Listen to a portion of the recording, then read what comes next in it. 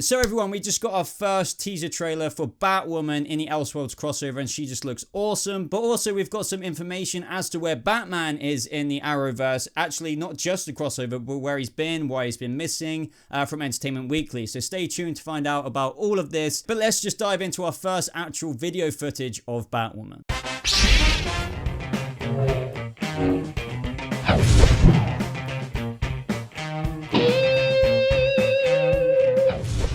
How's it going, Vigilantes? Welcome to my trailer breakdown and kind of info breakdown of what the Entertainment Weekly article gave us about Batman. Now, this trailer is really kick-ass. I know a lot of Batwoman fans, I think most people are Batwoman fans, think that she looks really, really awesome in that look that Entertainment Weekly gave us not so long ago, where she had that bat claw in her hand. The suit looked absolutely brilliant, and now we've actually been given a teaser trailer for Batwoman, who I believe is only appearing in the Arrow part of the crossover, but even so, I just can't wait to see this actually go down in the episode. But I'm going to shut up now, show you guys the trailer, and then we'll go on to break it down and then talk about what the heck is up with Batman in the Arrowverse.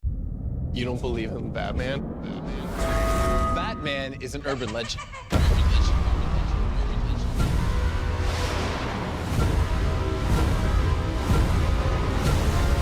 That's not Batman. No, it is not.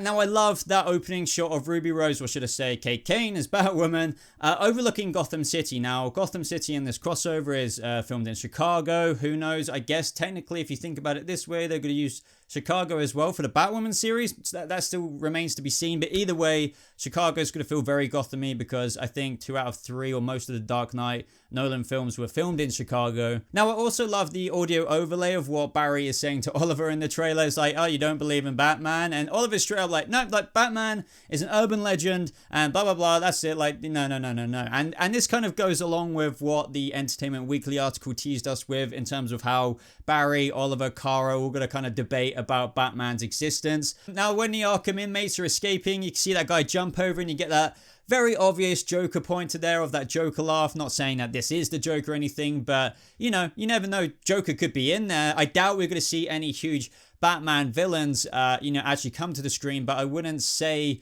keep your eyes off it or anything, because definitely keep your eyes peeled, because on some of the inmate doors, we might see something like Quinzel, Dent, or something like that, which would be a really cool Easter egg to see, because we've already got Guggenheim on one of the inmate doors in Arkham, so I can't wait to see if they actually do tie even more of the Rogues Gallery in there or something. Now, this shot of Batwoman, kind of, slowly standing up in that superhero pose with a bat claw in her hand is more of like, I believe, the same scene as what Entertainment Weekly gave us with that really cool Batwoman image last week. So I think this is more or less the exact same scene. We also see from the other angle when she's standing up, we see an inmate on the left on the floor, and I believe that is Cisco on the right on the floor as well, because what we also learned from Entertainment Weekly in that article is that she saves Cisco. I think she saves Barry, but either way, she's basically gonna like see these guys, save them, stop the Arkham inmates from running away, and also being like, who the hell are you guys? God damn it, I have to deal with you as well, really. But here we see Barry Allen as the Green Arrow tear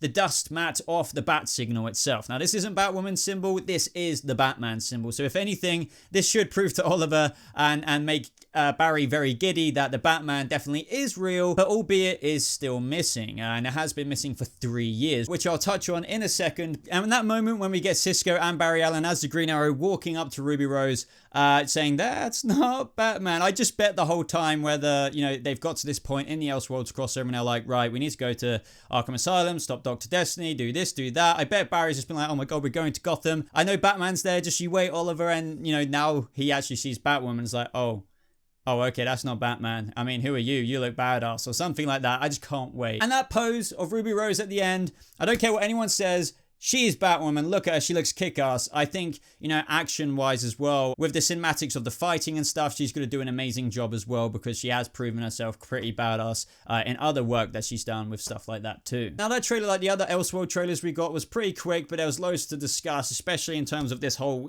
Batman and the Arrowverse thing. But let's actually talk about Batman in the Arrowverse. Where has he been? How long has he been missing for? Well, Entertainment Weekly had the answers for us. In the Arrowverse, Gotham City is essentially a failed city because the Batman has been missing for several years and thus crime has flourished. Our approach is, what does Gotham look like after the Batman has been gone for 3 years? So if you have law and order, protector and hope gone, what happens as a result? Some people are thriving in his absence because now they can start to do their own thing without the oversight. A lot of other people are suffering and they're losing hope, and the city itself and infrastructure is falling apart. So it's not a happy place. Our guys walk into a grimy, scary Gotham. It's a dead city. The way I sort of described it to Steven is, it's there, but for the grace of God goes Star City. It's the worst case scenario. The reason no one talks about Gotham is the city might as well be dead. It's practically a ghost town. Now, I'm not so sure how I mega feel about this because there's no way. I mean, Batman has gone away for multiple reasons, multiple different times. So you could argue they could go for something as simple as, in this story, like The Dark Knight Rises or something, he could just retire and blah, blah, blah, blah, blah. But I don't think Batman would have left Gotham City to get to the state it is at now, unless he would have left it in someone else's care. So maybe he did leave it in Kate Kane's care, and Batwoman's been taking care of it ever since then.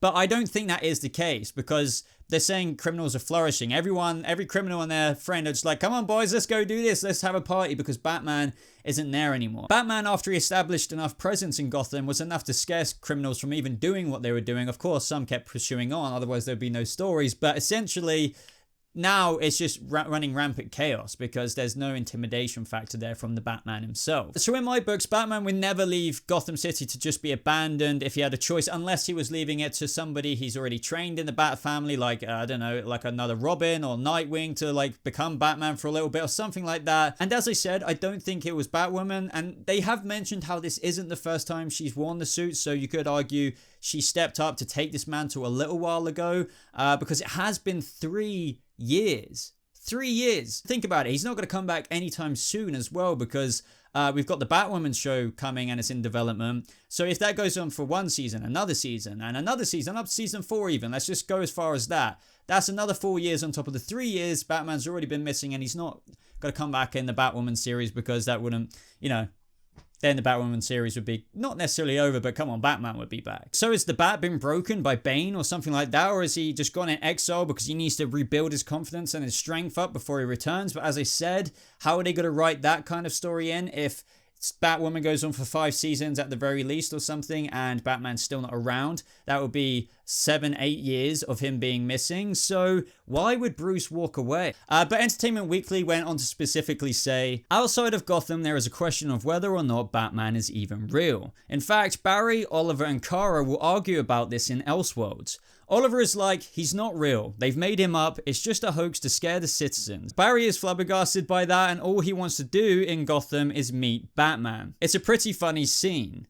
Oliver is not enthused about the idea that there might be some other vigilante out there. Now, I find this very, very interesting, and I kind of love how they've made Batman in the Arrowverse literally an urban legend. Now, traditionally, that is what Batman is, but whether you're watching different comics, reading different comics, or watching different animations, or whatever version of Batman, in some more than others, he isn't so vague or as obscure as like an urban legend. He's actually his presence is been seen by a lot of people. Now, the synopsis of the Batwoman show has pointed out how Gotham is without a symbol of hope and stuff like that, and a lot of people have been saying in my comment sections and whatnot, and I completely agree with this, that Batman technically isn't a symbol of hope purely. I mean, he is in one way, but he's more of something for criminals to fear. Even citizens, he's meant to be fear. That is why Bruce got that symbol of the bat and wanted to cement that in the eyes of the criminals. And this is what I love, and how the trailers already demonstrated this amongst our heroes, and how Oliver completely disagrees that there's a Batman out there in another city like Gotham, and that's an urban legend, and Barry is totally believing the rumors. And you can imagine there's just being articles in Gotham about, I don't know, Two-Face or Harvey Dent has been captured and it seems to be tied up to a rope with a batarang in his arm. Is the Batman real? And people like Barry perhaps have believed that, and Oliver's just disregarded it, so it's like, there's no one else like me, I'm the only vigilante in cities around. And I guess if you think about Arrow season 6, or I think it was season 6, when Oliver says at that press conference moments when I think he was trying to duck the whole vigilante rumors about, hey, I mean, what about if Bruce Wayne went missing from Gotham City, blah, blah, blah. I thought, nobody should have looked too deep into this anyway, because it was more or less a fan service at the time, but kind of connecting it to a larger world out there. But that Oliver would maybe know about Batman or Bruce Wayne being Batman. But this completely discounts that, because Oliver doesn't believe in the Batman and that he's just an urban legend. So it's quite interesting how they did that. So back in that Arrow season 6 kind of Bruce Wayne mention, he literally just said Bruce Wayne because he was like another billionaire. So that's believable as well. I kind of would have liked it if Oliver knew about Bruce Wayne as Batman. That would have just been interesting. They could have easily done that, done a Talia al Ghul connection. Maybe he only briefly heard about him in a sentence that Talia said in Russia years ago or something like that. And then they could have said in this crossover, hey, yeah, no, I actually know about the Batman. I've heard Bruce or something had something to do with it. Something like that. Talia said something. That would have been believable. But in this crossover, at the same time, what I really like is that he's really this mythic urban legend, if you will, that barely anyone other than a select few people have ever caught the chance to see him still for more than a second, like, you know, Jim Gordon with the Batsignal and everything like that. Other than that, I can really feel that the Arrowverse is setting up this Batman to be, I think, how Ben Affleck's Batman has been portrayed. I think it was Batman versus Superman. If you guys remember in that scene where he was actually clawed up to the ceiling of that room like a bat, and the guy was shooting his gun and there was flashes of lights, but every single time you got this very obscure, quick, demonic big bat like monster flash, but you couldn't really make him out. And that's what I feel like more than other iterations of the Batman, who, you know, does kind of get himself seen a little bit out in the streets, perhaps for a few moments longer than this. They're going more along with what Snyder achieved with the Ben Affleck Batman and how he really is tough to spot, but kicks criminals' asses, but you won't see him more than a second, thus making people question if he's even real, even criminals questioning if that is a human being or a giant demonic bat, which is why they're scared shitless every time they see him. So ultimately, bottom line, in this universe, Batman has done a very good job at keeping his wanted level down, I mean, in terms of being seen, whereas, you know, people like Green Arrow and the Flash have been seen publicly so many times. I think Bruce would probably laugh at them. It is interesting, going back to the whole symbol of hope point I was making earlier, how, you know, the protector and hope is gone, they say in the Entertainment Weekly article. So whether you view Batman as an actual symbol of hope or not, I mean, he technically is, but like in such an obscure urban legend version of Batman, he protects the city, but he's still scary to anyone and everyone. But anyway, it's going to be so interesting to see all of this actually unfold on the show. So that's the video, guys. Let me know everything you thought about this trailer, what you think of Batwoman as she rose up in front of Arkham there. Do you think she's going to answer where Batman has been beyond the point of what we've seen in this article? Will we get any specificness as to why the urban legend that is Batman has disappeared for 3 years and many, many more years? It would have to be a very good one, as I keep saying, for Bruce to actually be kept out of Gotham City and to not make him also suck as a character and lose his actual principles. Where is the Bat family as well? Has he trained the Bat family at this point? Would he have left it to Robin? But where are they in Gotham? Where is the new Batman if Bruce just went missing? Maybe there has been no Bat family in this Arrowverse, because then how could you excuse that? Other than that, guys, bit of a longer video, but there's so much to discuss with this Batwoman news. I think she's kick-ass. I can't wait for this to come to our screens. I'm so happy about Batman information coming our way as well. But like this video, guys, if you did enjoy it, subscribe for more nerdy, geeky content just like this. Links, as always, are in the description down below to social media, Discord, and everything like that. But thank you so much for watching. I hope you vigilantes have a lovely rest of your day, and I'll see you in the next video. Goodbye.